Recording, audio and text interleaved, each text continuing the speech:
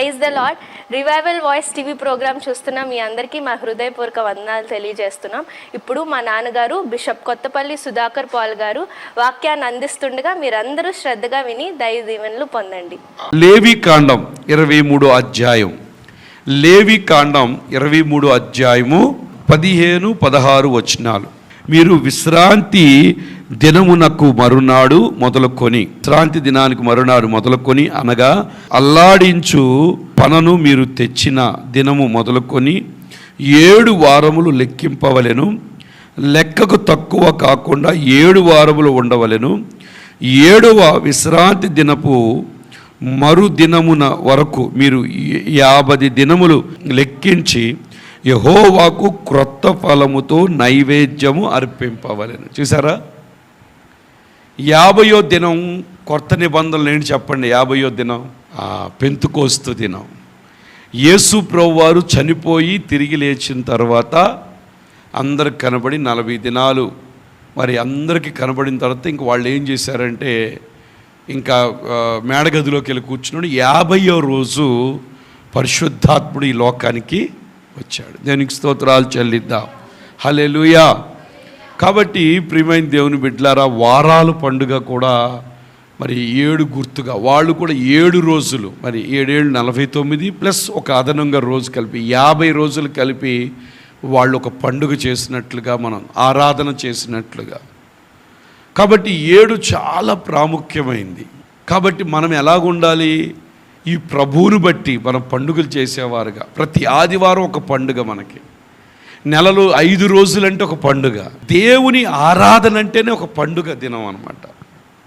అంతేగాని ఆరాధన అంటే నిరుత్సాహం, ఆరాధన అంటే దిగులు, దేవుని సన్నిధి అంటే అమ్మా ఏం వెళ్తాంలే అనే స్థితిలో మనం ఉండకూడదు. దేవుని మందిరానికి ఎలా రావాలో తెలుసు, ఒక పండుగగా మనం రావాలి. దేవునికి స్తోత్రాలు చెల్లిద్దాం. అలాగ ఒక ఆరాధన వాతావరణం. ఇంట్లో ఉన్నాం అనుకోండి, చక్క దేవుని పాటలు వింటాం, ఆరాధించుకోవడం, ఎక్కడికి వెళ్ళినా ప్రభు పాటలు వింటాం, ప్రభు ఆరాధన. ఆ విధంగా మనం దేవుని సందులో సమయాన్ని గడిపేవారుగా ఉండాలి. దేవునికి స్తోత్రాలు చెల్లిద్దాం. అందుకే ఇక్కడ ఏమంటున్నాడు? మీరు విశ్రాంతి దినమునకు మరునాడు మొదలుకొని అనగా అల్లాడించు పనను మీరు తెచ్చిన దినము మొదలుకొని 7 వారములు లెక్కింపవలెను. లెక్కకు తక్కువ కాకుండా 7 వారములు ఉండాలి. 7వ విశ్రాంతి దినపు మరుదినము వరకు మీరు 50 దినములు లెక్కించి యెహోవాకు కొత్త ఫలములతో, చూసారా, కొత్త ఫలములతో నైవేద్యము అర్పింపవలెను. చూడండి, ఆ రోజుల్లో కొత్త ఫలం అంటే కొత్త పంటతో, ఫస్ట్ వచ్చిన పంట. అందుకే మనం చెప్తూ ఉంటాం, ఏమన్నా తెలుసా? వచ్చిన మొదటి రాబడి, మొదటి విత్తనం, వ్యాపారం ప్రారంభించాం, ఫస్ట్ కొన్నది ప్రభుకి. ప్రభు, ఇది నాది కాదు నాయన, ఇది ఫస్ట్ ఫలం నీది. అలాగే పంట వచ్చింది, ఫస్ట్ విత్తనం ఎవరికి? దేవునికి. కొంతమంది, చాలామంది ఫస్ట్ పాప పుట్టిన, వింటున్నారా, ఫస్ట్ జ్యేష్ఠ కుమారులు దేవునికి ఇస్తారు. జ్యేష్ఠ కుమారులు ఆయనవే. మన కయ్యూను హేబెలు గురించి విన్నాం. కయ్యూను హేబెలు గురించి మనం విన్నాం. కయ్యూను ఏం చేశాడు? మంచిది తెచ్చాడా? చాలా లేకివి, దేవునికి ప్రాధాన్యత ఇవ్వకుండా, దేవుడంటే లెక్క లేకుండా, ఆ ఫలము దేవుడే ఇచ్చాడని కూడా లెక్క లేకుండా ఈ పంట అని చెప్పి ఏం చేశాడు? ఏదో పిచ్చి తెచ్చి దేవుడికి ఇచ్చాడు. కానీ హేబెలు ఏం చేశాడు? బెస్ట్ తెచ్చి ఇచ్చాడు. ఇవ్వగానే ఏం జరిగింది? ఎవరి బలిని దేవుడు అంగీకరించాడు? హేబెలు బలిని అంగీకరించాడు, కయ్యూను బలిని. కాబట్టి మన జీవితంలో మనం ఎలా తెలుసా? ఏది ఇచ్చినా ఎలాగివ్వాలి? బెస్ట్గా ఇవ్వాలి, బెస్ట్గా పెట్టాలి, బెస్ట్గానే ఉండాలి. ఎందుకంటే మనం ఒక బెస్ట్ దేవుడిని ఆరాధిస్తున్నాం, ఒక బెస్ట్ దేవుడిని కలిగిన బిడలం మనం. ఆ సంపూర్ణతలోకి దేవుడు మనల్ని నడిపించాడు, ఆ పరిపూర్ణతలోకి దేవుడు మనల్ని నడిపించాడు, ఆ డివైన్ ఫేవర్లోకి దేవుడు మనల్ని నడిపించాడు. కాబట్టి మనం ఏం చేయాలి తెలుసా? ఆయన మనకు ప్రమాణాలు చేస్తున్నాడు, ఆయన వాగ్దానాలు చేశాడు. కాబట్టి ఆయన ఎంతో బెస్ట్ చేయాలని ఇష్టపడుతూ ఉన్నాడు, బెస్ట్ చేయాలని ఇష్టపడుతున్నాడు. మనం బెస్ట్గా ఉండడానికి ఎవరికి ఇష్టం లేదు, ఎప్పుడు లేదు, ఎంతో లేకిగా ఉండడానికే, అంటే తక్కువగా. ఆ సారెపతి విధవరాలు కూడా ఆమె ఏం చేసి ఉన్న దాంట్లో బెస్ట్ ఇచ్చింది ఏలియాకి. దానివల్ల ఆమె తక్కువైపోయింది, ఎక్కువైందా?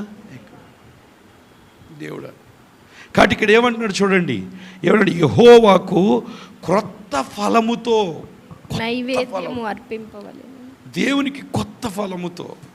ఆ రోజులు పాత నిబంధనలు అలా ఇచ్చారు. ఈరోజు ఏంటో తెలుసా, ఈ ఫలం అంటే మన రాబడవు, ఇంకా ఏం తెలుసా, మన ఆత్మ ఫలాలు ఉన్నాయి. ఆత్మ ఫలం ఏంటి చెప్పండి?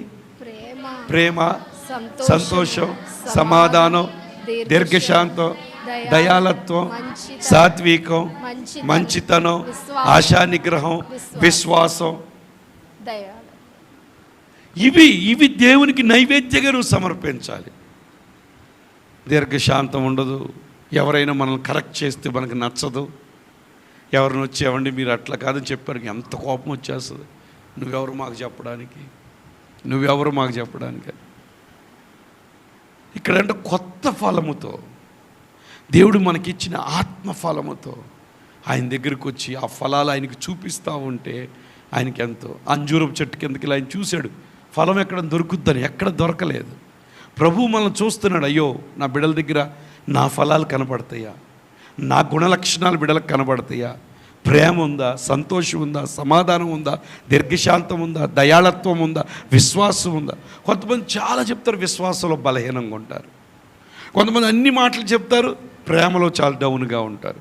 కాబట్టి అన్ని సమపాళల్లో ఉండాలి. అన్నీ కూడా మనం ఏం చేయాలి? చేసుకుంటూ ఉండాలి. మనం ఏ ఫలం, ఎటువంటి ఫలాన్ని మనం కాస్తున్నాం, మనం దేవుని దృష్టిలో ఏ ఫలం కలగడు. ఇక్కడ కొత్త ఫలముతో వాళ్ళు ఏం చేశారు? పెంతుకోస్తు దినాన నైవేద్యాన్ని వాళ్ళు సమర్పించారు. పరిశుద్ధాత్ముడు ఎందుకు వచ్చాడో తెలుసా?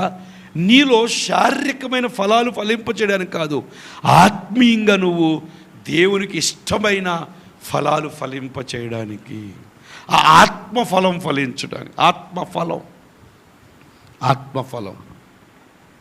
కాబట్టి మనలో ఏముండాలి? ఆత్మఫలం కనబడాలి. అది నైవేద్యంగా ప్రభువుకు సమర్పించాలి. భక్తి పెరిగే కొందుకు నీలో ఏమవ్వాలో తెలుసా? ఆ భక్తి యొక్క సారము, ఆ భక్తి యొక్క సువాసన, ఆ భక్తి యొక్క తత్వం మనలో ఏమవ్వాలి? కనబడాలి. దేవునికి స్తోత్రాలు చెల్లిద్దాం. మొదటిది పులియలు రొట్టెల పండుగ 7 రోజులు చేస్తారంట. రెండోది ఏంటో తెలుసా? వారాల పండుగ అంట. వారాల పండుగ 50 రోజు, అది పెంతుకోస్తు దినం పండుగ.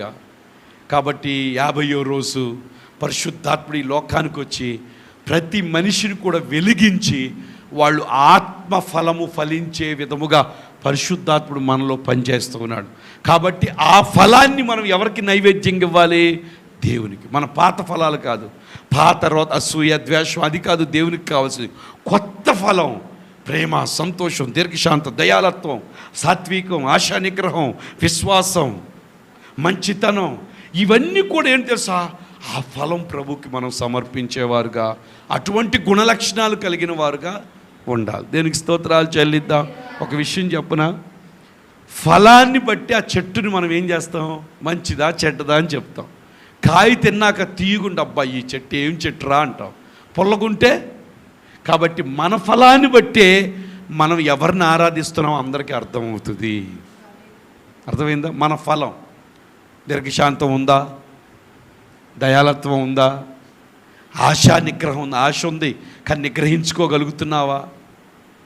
సాత్వికం ఉందా? ఇవన్నీ ప్రభులో ఉన్నాయా లేవా? ప్రభులో అన్నీ ఉన్నాయి. ఆయన కొడతంటే కూడా తండ్రి వీరు ఏమి చేయించున్నారో వీరిని మనం ఉంటామా? ఒక్క మాట అంటే మనం అసలు పడను.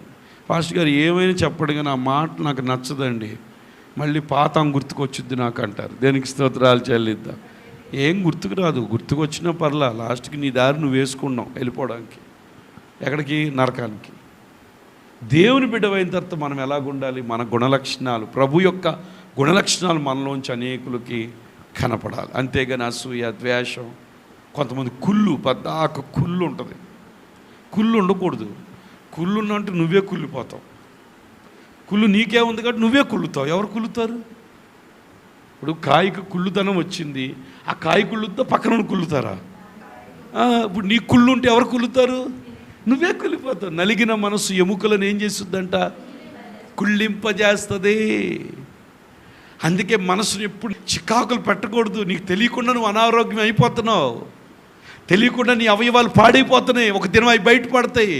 ఈరోజు బయటపడకపోవచ్చు, ఒక దినాన ఖచ్చితంగా నీకున్న ముఖ కవళికలు అన్నీ మారిపోతాయి.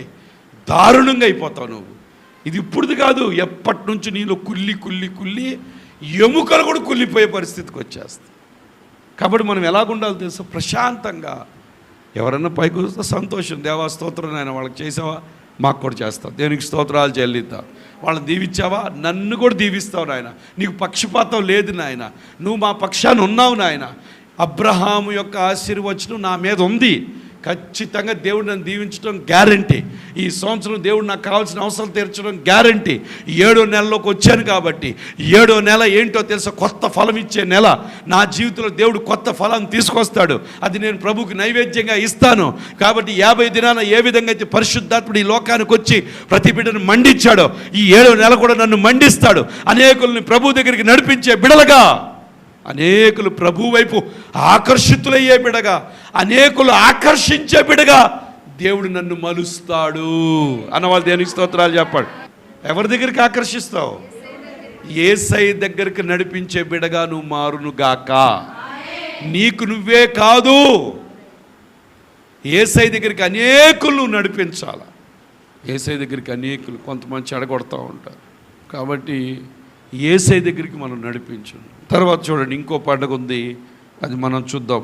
పులియని రొట్టెల పండుగ, వారాల పండుగ, ఆరాధన, అన్లీవెండ్ బ్రెడ్, పులియని రొట్టెల పండుగ, ఫీస్ట్ ఆఫ్ వీక్స్, తర్వాత ఫీస్ట్ ఆఫ్ టెబర్నాకల్. చూడండి, అది 7 రోజులు. లేవికాండం 23:34 అక్కడే ఉన్నాం కదా. 23:34 చూడండి. నీవు ఇశ్రాయేలీలతో ఇట్లనుము, నువ్వు ఇశ్రాయేలుతో ఇట్లనుము, ఈ 7వ నెల 15వ దినము మొదలుకొని 7 దినముల వరకు యెహోవాకు పర్ణశాలల పండుగను జరపవలెను. పర్ణశాలల పండుగ, ఇవి మన పండుగలు, ఇవి మన పండుగలు. పులియని రొట్టెల పండుగ అంటే 7 రోజులు ఆహారం మానేసి యేసయ్య ఆహారం తినే పండుగ. తర్వాత 7 వారాలు పరిశుద్ధాత్మ పండుగ. వారాల పండుగ అంటే పరిశుద్ధాత్ముడు 50వ దినాన పెంతుకోస్తు పండుగ. ఇది చూస్తే అండి పర్ణశాలల పండుగ. చూసారా? ఎన్ని రోజులు? 7 దినములు. 7 దినములు పర్ణశాలల 7వ నెల 15వ దినం మొదలుకొని 7 దినముల వరకు యెహోవాకు పర్ణశాల పండుగను జరుపవలెను. వాటిలో మొదటి దినమున మీరు పరిశుద్ధ సంఘముగా కూడుకొనవలెను. అందులో మీరు జీవనోపాధి అయినను ఏ పనైనను చేయకూడదు. చూసారా? ఏ పని లేకుండా. అందుకనే గుడారాల పండుగ పెడుతుంటారు యేసన్ గారు. ఇంకెళ్ళి మేము చిన్నప్పుడు పెంతుకోసం ఐపీసీ వాళ్ళు పెట్టేవాళ్ళు. ఏ పని లేదు, 7 రోజులు ఇంక అక్కడే భోజనం వండుతారు, సాంబారు. ఇంకా గడ్డిలో కూర్చుని, పొలాల్లో కూర్చుని 5 గంటలకు ప్రార్థన, 8 గంటలకు ప్రార్థన, 10 గంటలకు ప్రార్థన, 12 గంటలకు ప్రార్థన, 3 గంటలకు ప్రార్థన, మళ్ళీ 4 గంటలకు ప్రార్థన, మళ్ళీ 6 గంటలకు ప్రార్థన. అసలు ఎలా ఉంటుందో తెలుసా? పరలోకం ఇలా ఉంటుందేమో అనిపిస్తుంది. చిన్నప్పుడు మా అమ్మ రిక్షాలకి తీసుకెళ్తే అక్కడే పడుకోవడం, నైట్ ఏమో వాలంటీర్లు కర్రలు వేసుకుని వాళ్ళతో పాటు తిరగటం, ఎవరు రాకుండా పొలాల మధ్యలో పెద్దడు. ఇప్పుడు లేదు అవకాశం. మనకి పెద్ద స్థలం వస్తే అప్పుడు పెట్టుకోవచ్చు, కానీ ఇప్పుడు వచ్చి అంత ఇంట్రెస్ట్ కూడా విశ్వాసులకు లేదు. ఆ రోజుల్లో టీవీలు గీవీలు లేవు కాబట్టి వాక్యం అంటే పరిగెత్తేవాళ్ళు. ఇప్పుడు ఈ వాక్యం ఎక్కువైపోయి అందరికీ వాంతులు అయిపోతున్నాయి. అందరూ ఈసారికి చెప్పాలి, తీసేయి ఇంకో ఛానల్లో. ఈ బాగా చెప్తాడు, అబ్బా ఈయనైతే నా గురించే చెప్తున్నాడు, ఈయనైతే భలే చెప్తున్నాడు. ఇంకా జడ్జిమెంటల్కి వచ్చేసారు. ఎక్కువైపోయింది ఫుడ్. రోజు బిర్యానీ పెడితే ఎట్లా ఉంటుంది? 7 రోజులు కూర్చోబెట్టి పొద్దున మధ్యాహ్నం సాయంత్రం, పొద్దున మధ్యాహ్నం సాయంత్రం పెడితే 8వ రోజు ఎట్లా ఉండదు అంటారు. చూసారా? అందరంటే సంఘంగా కూడుకుని అంట. ఏం చెప్పాడు అక్కడ చూడండి, 35. వారిలో మొదటి దినమున మీరు పరిశుద్ధ సంఘం కూడా, అందులో మీరు జీవనోపాధి అయినను ఏ పని అయినను చేయకూడదు. 7 దినములు మీరు యెహోవాకు హోమము వలె యెహోవాకు హోమము చేయవలెను. 8వ దినమున మీరు పరిశుద్ధముగా కూడి యెహోవాకు అర్పణ చేయవలెను. అది మీ ప్రతి దినముగా ఉండును. అందులో మీరు జీవనోపాధి ఏ పని కూడా చేయకూడదు. చూడండి, 7 రోజులు పండుగ రోజులు, పండుగ రోజు చూసారా, మనకు తెలివి ఇవన్నీ కూడా. 7కి ఎంత ప్రాధాన్యత చూసారా? పర్ణశాలల పండుగ, అలాగే ఇంకేం పండుగ? పెంతుకోస్తు పండుగ, పులియలు రొట్టెల పండుగ. ఇవి మన పండుగలు, ఇవి మన పండుగలు, మన జీవితాలు మార్చే పండుగలు ఇవి.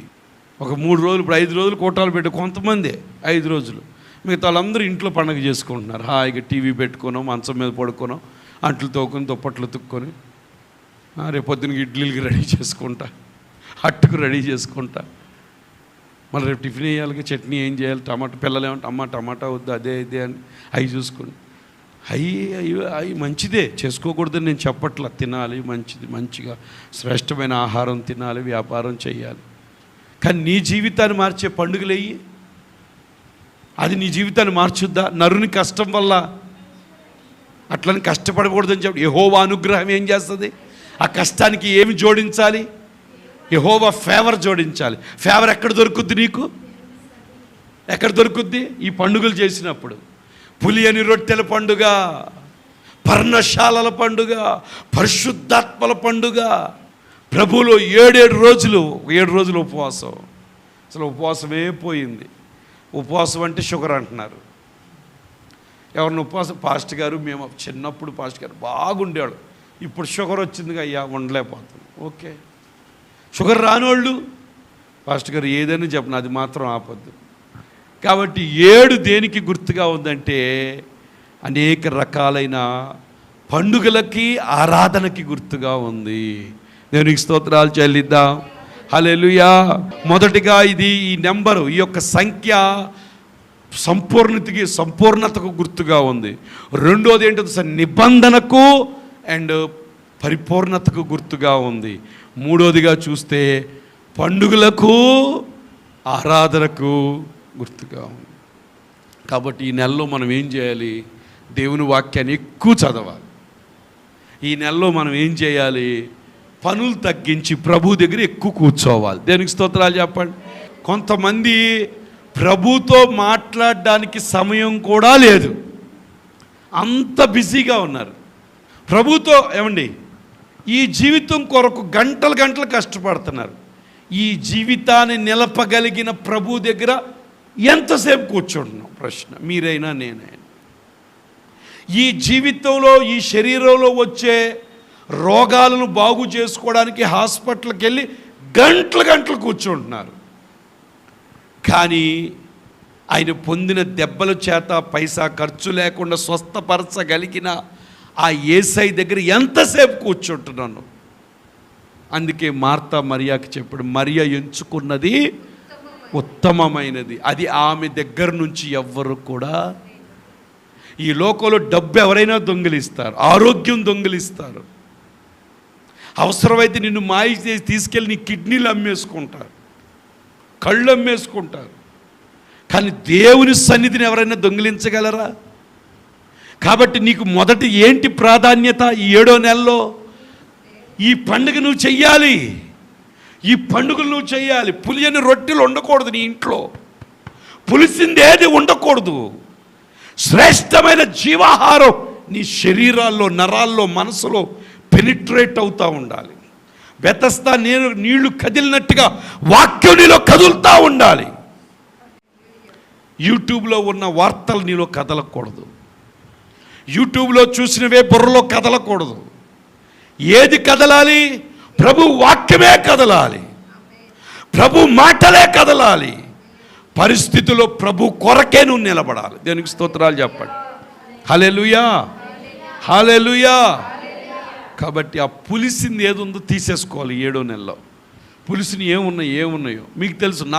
నా జీవితంలో ఏదైనా పులిసిందో నేను తీసేసుకోవాలి.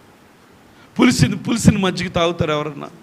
డాక్టర్ చెప్తా, అమ్మ పులుపు తాగితే మీకు అల్సర్ వస్తుంది, పులుపు తాగమాకండి, పులుపు మంచిది కాదు, గ్యాస్ట్రిక్ ప్రాబ్లం వస్తుంది, గ్యాస్ట్రో ఎంట్రాలజీ, అమ్మ పులుపు తినకూడదు, చింతపండు తగ్గించండి, ఎన్ని. అలాగే ఈ శరీరానికి పులుపు ఏదో కొంతవరకు మోతాదు పర్లేదు, కానీ కొంత హాని. అలాగే ఈ శరీరానికి పులిసిన ఆ యొక్క శారీరక అన్నీ కూడా హాని. కాబట్టి మనం ఏ ఆహారం తినాలి? జీవాహారం తినాలి. జీవాహారం 7 రోజులు సెల్ ఫోన్ పక్కన పడేసి సెల్ ఫోన్ జోలికి నేను వెళ్ళను మమ్మీ, సెల్ ఫోన్ నాకు ఇవ్వద్దు. ఎవరు ఫోన్ చేసినా మమ్మీ నాకు మాత్రం ఫోన్ ఇవ్వద్దు. అంత ఎడిక్ట్ అయిపోయారు అందరు కూడా. అంటే ఇది చెడ్డదని నేను చెప్పను, ఏమండి, ఇది చెడ్డదని చెప్పను. ఇప్పుడు మనీ ట్రాన్సాక్షన్స్ కానీ లేకపోతే ఫోన్స్ కానీ కానీ ఇది మంచిగా వాడుకుంటే మంచి, చెడుకు వాడుకుంటే చెడు. దీని మీద మన ఆధిపత్యం తగ్గిపోవాలి అంటే నీకు దీని మీద ఆధిపత్యం పెరగాలి. అర్థమైందా? ఇది ఆధిపత్యం పెరిగితే ఇప్పుడు నిద్ర కూడా మానేశారు తెలుసా. రాత్రి 12 అయినా కానీ అలా గుడ్ల గోపుల్లాగా మనుషులు నిద్రపోతున్న పక్కన ఫోన్లు పెట్టి చూసేస్తున్నారు. అయ్యో అలసిపోయి పడుకున్నాడు లేదు. వాళ్ళకి తెల్ల జుట్టు నల్లగెట్ట అవ్వాలి, మోకాళ్ళు గుజ్జెట్ట పెరగాలి, తెల్లోడు నల్లోడు ఎట్ట అవ్వాలి, ఏ సిరం వాడాలి, నల్లోడు తెల్లోడు అవ్వాలి, తెల్లోడు నల్లోడు అవ్వాలి, జుట్టు ఎలా రాలిపోకుండా. సరే, ఏదేమైనప్పటికి కూడా ఎప్పుడు దీని మీద ఆధిపత్యం తగ్గాలి అంటే నువ్వు ఆ పులియని రొట్టెలు పండగ చేయాలి. ఆ పులిసిన దాన్ని పక్కన పడేసి, ఫోన్ పులిసింది దాన్ని పడేసి దీన్ని ఎక్కువగా పట్టుకుని దీంతో నువ్వు ఇది నువ్వు మోస్తే ఇది నిన్ను మోస్తుంది. దేనికి స్తోత్రాలు చెల్లిద్దాం. ఈ వాక్యం నీ గుండెల్లో ఉంటే ఖచ్చితంగా నువ్వు అన్నిట్లో పైగా ఉంటావు, ఎక్కడికి వెళ్ళినా నీకు జయమే. దేవునికి స్తోత్రాలు చెల్లిద్దాం. కాబట్టి జీవాహారం తినేరు, ఇది పులిసింది కాదు. ఇది ఎంత తెలుసు, ఎముకలకు సత్తువిచ్చేది, ఇది ప్రాణాత్మ దేహాలను కాపాడేది, ఇది మన ప్రాణాను, కీళ్లను, ఎముకలను, మూలుగులను కూడా బాగు చేసే వాక్యం ఇది. ఈ వాక్యం మన ప్రాణాన్ని మొత్తాన్ని కూడా శుద్ధి చేస్తుంది, రూపాంతరపరుచుద్ది. కాబట్టి ఆ పండుగ మనం చేయాలి. దేనికి స్తోత్రాలు చెల్లిద్దాం. హల్లెలూయా. రెండోదిగా చూస్తే పరిశుద్ధాత్మ పండుగ, పరిశుద్ధాత్మ వారాలు పండుగ. ఎంత 7 వారాల తర్వాత వచ్చే నెక్స్ట్ రోజు 50వ రోజు పెంతుకోస్తు దినం పండుగ, చర్చి పుట్టిన పండుగ, నువ్వు ఉద్భవించిన పండుగ. నీ పుట్టినరోజు ఎప్పుడంటే రక్షణ పొందినప్పుడు ఒక పుట్టినరోజు. రెండోది ఏంటంటే ఆ పుట్టినరోజుకి ఒక మంచిది ఏంటంటే రక్షణ పొంది పరిశుద్ధాత్మ పొందుకున్నప్పుడు దేవుని సంఘంగా నువ్వు రూపాంతరం చెందావు, నువ్వు దేవుని శరీరంగా రూపాంతరం చెందావు, దేవుని అవయవంగా నువ్వు రూపాంతరం చెందావు, దేవుని అగ్నిగా నువ్వు రూపాంతరం చెందావు, దేవుని దీపస్తంభంగా నువ్వు రూపాంతరం చెందావు. నువ్వు ఎక్కడికి వెళ్తే అక్కడ శక్తిని ప్రజ్వలింపచేసే ఒక పెద్ద, ఏం చెప్పాలి తెలుసా, పవర్ స్టేషన్గా నువ్వు మారిపోయావు. దేనికి స్తోత్రాలు చెల్లిద్దాం. పరిశుద్ధాత్మ కొరకు కనిపెట్టి ప్రార్థన. నేను 80 రోజులు పరిశుద్ధాత్మ కొరకు ప్రార్థన చేస్తే, ఒకరోజు బైబిల్ స్కూల్లో ప్రార్థన ఆరాధిస్తుంటే పైనుంచి ఒక పెద్ద అగ్ని కణం, బొగ్గు కాలింది ఉంటుంది ఎర్రగా, అది అమాంతంగా వచ్చేసి నా మీద పడిపోయింది. దేవునికి స్తోత్రాలు చెల్లిద్దాం. హల్లెలూయా. అది ఆ పండుగ చెయ్యాలి మనం. భక్తి రక్షణ పొందావు, అదే పరిశుద్ధాత్మ పొందితే మళ్ళీ చెత్త వైపు నువ్వు చూడవు. దేవునికి స్తోత్రాలు చెల్లిద్దాం. చెత్త వైపు నువ్వు పరిగెత్తావు, ఆత్మపూర్ణుడిగా మారిపోతావు, ఆత్మ ఫలాన్ని ఫలించే బిడగా మారిపోతావు. తర్వాత మూడోది పర్ణశాలల పండుగ. ఏ పని చేయకుండా ప్రభు దగ్గర కూర్చునే పండుగ. 2 పాటలు పాడటం, ఒక అధ్యాయం చదవటం, ప్రార్థన చేయటం, మళ్ళీ ఒక పాట పాడటం, మళ్ళీ ఒక అధ్యాయం చదవటం, మళ్ళీ ప్రార్థన చేయటం. ఇలాగ నువ్వు పర్ణశాలల పండుగ చేస్తే నీ జీవితం ఎలాగుంటుందో తెలుసా? దేవునికి పరిశుద్ధమైన బిడ్డగా ప్రభు నీలో నివసించి నువ్వు డమ్మీ అయిపోయి నీలోంచి ప్రభు కనపడటం ప్రారంభిస్తాడు. ఇప్పుడు చాలామంది మీరు కనబడుతున్నారు, మీరు కనపడకూడదు. మీరు ఏమైపోవాలి తెలుసా? షాడో అయిపోవాలి, మీరు నీడగా మారిపోవాలి. ప్రభు ఏమవ్వాలో తెలుసా? ఎక్కువగా కనపడాలి. ఇప్పుడు ఏమైంది తెలుసా? ప్రభు నీడని చేసాం, మనం ఏమవుతున్నాం తెలుసా? ఎక్కువగా నేను అని మాట వస్తే నెబుకద్నెజరు గడ్డి తిన్నాడు తెలుసా మీకు ఆ విషయం? కోట మీదకెళ్ళి నా వల్లే అన్నాడు. పైనుంచి వార్త వచ్చింది, ఏమని? నీ వల్ల కాదురా పిచ్చోడా, నువ్వు 7 సంవత్సరాలు రాజ్యంలోంచి పోయి నువ్వు పశువులాగా ఈ గడ్డి తింటావని గడ్డి తినిపించాడు దేవుడు. నేను చచ్చిపోవాలి. అందుకే దావీదు అంటాడు, అయ్యా నీవిచ్చిన దానిలో నేను నీకు ఇవ్వటానికి ఏ పాటి వాడను. ఇది జ్ఞానం చాలామందికి లేదు. నాది అనుకుంటున్నారు. నాది అనుకున్నావా నీది కాకుండా పోతుంది. దేవునికి స్తోత్రాలు. నీది అన్నావా అది నీకే అవుతుంది. దేవునికి స్తోత్రం. నా నిమిత్తం ఏదైతే పోగొట్టుకుంటారో అది సంపాదించుకుంటారు. నా నిమిత్తం కాకుండా మీరు దాచుకుంటే అది కోల్పోతారని చెప్పి రాయబడు. దేవుని కొరకు శ్రమ పడ్డావా ఆరోగ్యంగా ఉంటావు. దేవుని కొరకు కష్టపడకుండా దాక్కున్నావా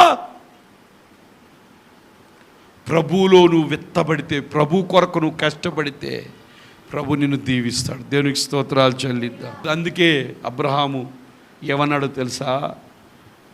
అబ్రహాముని ఈయన ఆశీర్వదించడం, నాకు ఒక్క చిన్న చెప్పులు వారు కూడా అభిమేలెకు అన్నాడు, చిన్నది కూడా నాకేమీ వద్దన్నాడు. దేవునికి స్తోత్రాలు చెల్లిద్దాం.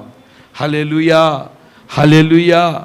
కాబట్టి ప్రియమైన దేవుని బిడ్డలారా, దేవుడు మనల్ని ఆశీర్వదించాడు, దేవుడు మనల్ని దీవించాలి, దేవుడు మనల్ని అభివృద్ధిలోకి తీసుకురావాలి. చూడండి ఆదికాండం 14:21 మనం చూద్దాం. సదోమ రాజు మనుషులను నాకిచ్చి ఆస్తిని నీవే తీసుకునుమని అబ్రాముతో చెప్పగా, అబ్రాము నేనే అబ్రామును ధనవంతునిగా చేసి తినని నీవు చెప్పకుండునట్లు ఒక నూలు పోగైనను చెప్పుల వారైనను నీ వాటిలో ఏదైనాను తీసుకొననని ఆకాశమునకును భూమికిని సృష్టికర్తయును సర్వోన్నతుడును దేవుణ్ణైన యెహోవా ఎదుట నా చెయ్యి ఎత్తి ప్రమాణం చేసి ఉన్నాను.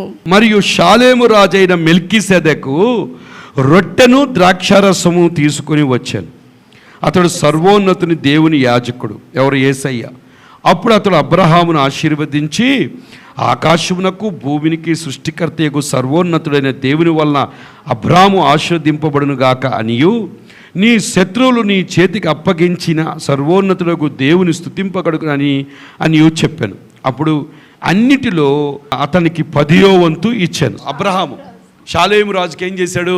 10వ వంతు ఇచ్చాడు. చూడండి, సొదొమ రాజు అంట మనుషులు నాకు ఇచ్చి ఆస్తి నువ్వే ఉంచుకో సొదొమ రాజులకి తీసుకొని మన అబ్రాము వారితో చెప్పాడు. అబ్రాముతో చెప్పగా, నేనే అబ్రామును ధనవంతుడిగా చేసి నువ్వు చెప్పకుండానట్లు ఒక నూలు పోగైనను చెప్పుల వారైనను నీ వాటిలో ఏదైనాను తీసుకొనని ఆకాశమునకు భూమి యొక్క సృష్టికర్తయకు సర్వోన్నతుని దేవుని యెహోవా ఎదుట చెయ్యెత్తి ప్రమాణము చేయ. చూసారా అబ్రహాము?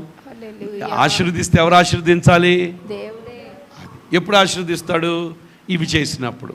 పులియని రొట్టెల పండుగ అంటే ప్రభు వాక్యాన్ని చదువుతూ ఆ పులిసిందంతా నీ జీవితంలో నువ్వు ఏమండి, నేను ఒక మాట చెప్పమంటారా? మురికి నీళ్ళు ఇక్కడ ఉన్నాయి, పైనుంచి ఫ్రెష్ నీళ్ళు వస్తున్నాయి అనుకోండి, మురికి నీళ్ళు ఏమవుతాయి? వెళ్ళిపోతాయా? ఇప్పుడు లోన మనలో పులిసిన బ్రతుకు అంటే లోకానుసారంగా ఉంటున్నాం కాబట్టి లోకంలో అన్నీ మనకు ఊరికి అంటుకుపోతున్నాయి, లోక పద్ధతులు వచ్చేస్తున్నాయి. ఇది ఏంటి? స్వచ్ఛమైన వాక్యం, మనుషులను బాగు చేసే వాక్యం, ఇది బ్రతుకులను మార్చే వాక్యం. ఇది నువ్వు చదువుతూ ఉంటే నీలో ఉన్న పులిసిందంత ఏమవుద్ది? నువ్వు ఫ్రెష్గా మారిపోతావు. దేనికి స్తోత్రాలు చెల్లి. నువ్వు రూపాంతరం చెందుతావు. కాబట్టి ఇది ఎక్కువగా సమయాన్ని ఇవ్వాలి. ఈ పండుగ చేయాలి, వాక్యం చదివే పండుగ చేసుకోవాలి. తర్వాత రెండోది ఏం చేయాలి? పెంతుకోస్తు అంటే 50వ రోజు పరిశుద్ధాత్మతో నడిపింపు కలిగిన వారుగా ఉండాలి. ఆత్మపూర్ణులుగా మనం నడవాలి, ఆత్మానుసారంగా జీవించాలి, శరీరానికి దూరంగా ఉండాలి అంటే మనం ఏం చేయాలి తెలుసా? పరిశుద్ధాత్మ పండుగలు మనం చేసుకోవాలి. అంటే పరిశుద్ధాత్మ పొందుకోవాలి, పరిశుద్ధాత్మ మాట వినాలి. మూడోదిగా పర్ణశాలల పండుగ. ఏ పని చేయకోకుండా గుడారాలు వేసుకుని ఆ రోజుల్లో చేశారు. ఇప్పుడు నువ్వు గుడారాలు వేసుకుని కొండల మీదకి వెళ్ళక్కర్లేదు, కానీ నీ ఇంట్లోనే ఈ గుడారంలోనే ప్రభు దగ్గర కూర్చొని ఒకవేళ 7 రోజులు చేయకపోయినా ఒక 2 రోజులు, ఒక 3 రోజులు ప్రభు దగ్గర ఎక్కువ సమయాన్ని గడుపుదాం, ఎక్కువ వాక్యాన్ని చదువుదాం, ఆత్మతో నడిపించబడదాం, ప్రభుతో ఏకాంతంగా గడుపుదాం. దేనికి స్తోత్రాలు చెల్లిద్దాం.